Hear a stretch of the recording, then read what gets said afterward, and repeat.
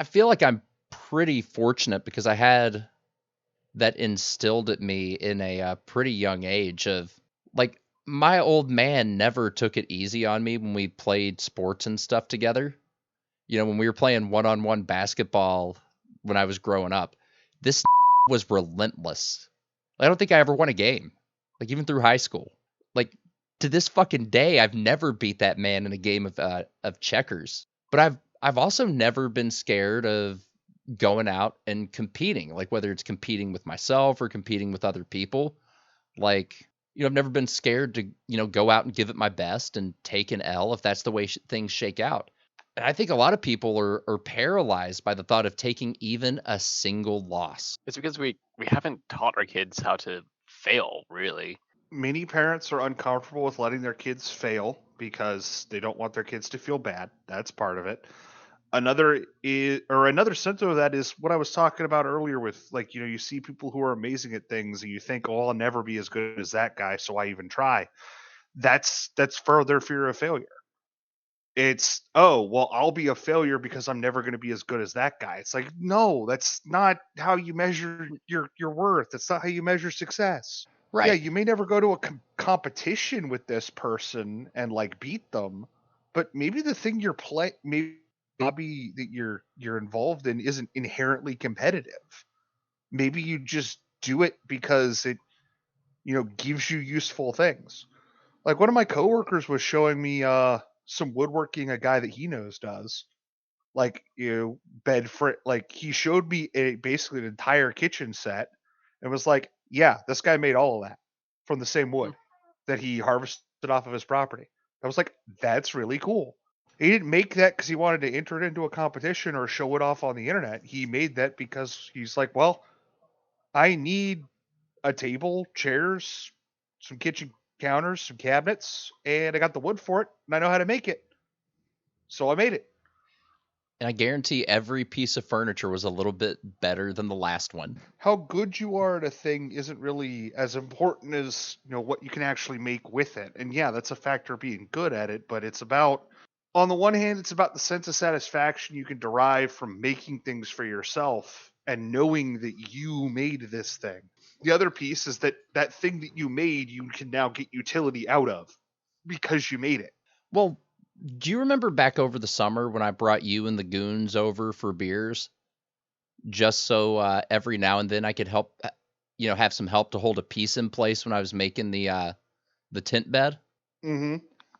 Like, I mean, have there been many times when you've seen me much happier than that? In all honesty, no.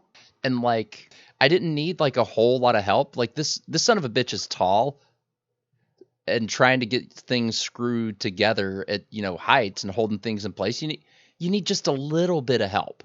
But that was pretty much my project. Like, give my bros some credit for helping out a little bit, but that was something I did for my son, because I had HGTV on a year or two ago, and he saw somebody had made like a tent bed, and he kept asking and asking for it.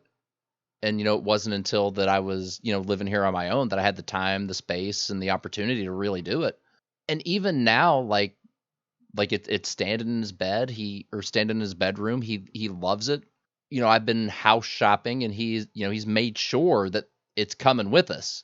It's like how are you going to get my tent bed to the new house, Dad? Don't worry, it's going.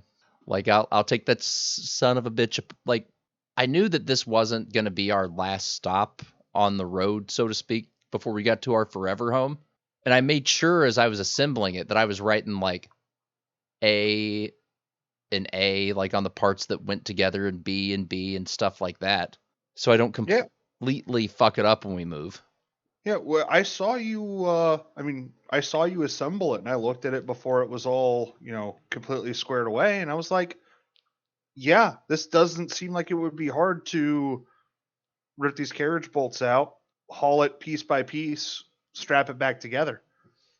Yeah, and you mentioned the carriage bolts. That's something I wasn't even thinking about right now. I made the decision to go with carriage bolts instead of wood screws, specifically for disassembling it and moving on to the next house.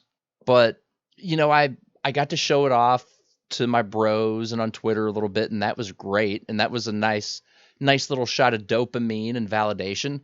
But when the little guy is, saying, "Dad, we gotta make sure that we take this with us, okay? We can't leave it."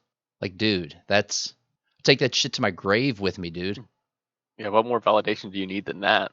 And it's, and that's what a lot of these hobbies and building a birdhouse and things that we push on you are for. Like, just imagine, we've bitched at you about taking some initiative when something goes wrong in your home. Like, instead of just, well, I'll ignore it for a while and then you learn to live around it and then you never get it fixed. Like, no, at least fucking Google it, man. Like, if it's some consumer electronic, it's a dishwasher or something else, like at least 1,000 other people have had this problem and solved it. Like, just imagine, my guy, your wife tells you there's something wrong with the dishwasher and you Google the problem and end up fixing it without her having to call a repairman or wait a big long time. Like, no, you run over to the Home Depot, grab a part for like $8 and you fix it. Now she's going to think about every time she loads that dishwasher and things come out clean. Yeah, she's going to load and unload that dishwasher and think about how great you are, how you came through, not just for her, but for the family.